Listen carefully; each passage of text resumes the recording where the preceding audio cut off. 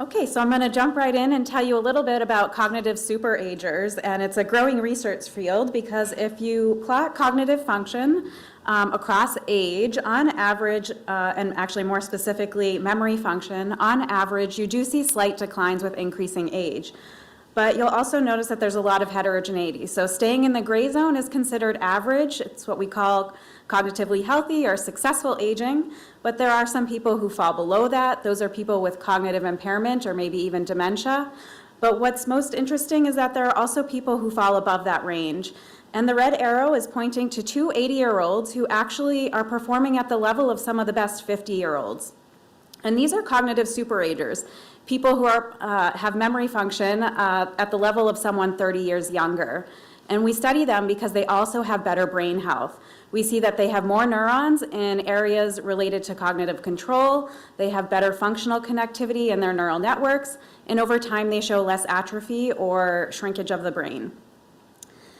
And in our studies, we take this to the extreme. We're trying to find cognitive superagers among our centenarians. And if you really think about this, these are people who are age 100 and over. They have the #1 risk factor for Alzheimer's disease, which is advanced age. And yet many of them are able to live cognitively healthy throughout their entire life or even reach this exceptional level of cognitive superaging. And we're looking at their blood biomarkers, neuroimaging, and after they pass away, we actually analyze their brain tissue. And what we're seeing is that some people don't have any signs of Alzheimer's disease in their brain. Interestingly, a subset of them do have amyloid and tau, the proteins associated with Alzheimer's disease. And yet they're cognitively healthy or even cognitive superagers. So they're really very potent models of resilience to Alzheimer's disease.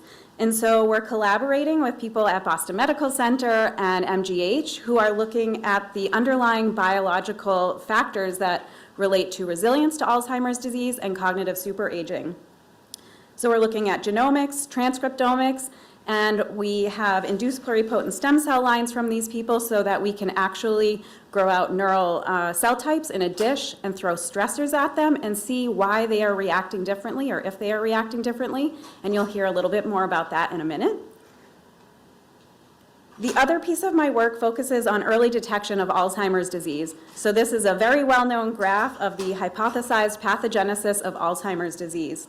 And what we see first is an increase in amyloid beta, then increase or a buildup of tau in the brain, then downstream brain structure changes, and then even later on, 10 to 20 years later, then we finally are seeing levels of cognitive impairment that are detectable. And there's been a major shift in the field of Alzheimer's disease to disconnect the biological changes from the clinical symptoms, because it's believed that the biological changes are happening earlier. But what we've seen in our centenarians is that some of them are living to age 100 and over with significant levels of amyloid and tau and do not have dementia or cognitive impairment. So really, should we be making that disconnect? Instead, I would suggest that we should be moving that curve of how we detect cognitive impairment earlier. And the way that we're doing that in our studies is by harnessing the power of digital technologies. So during all of our cognitive testing, we use voice recorders and digital pens to capture any spoken, written, or drawn response.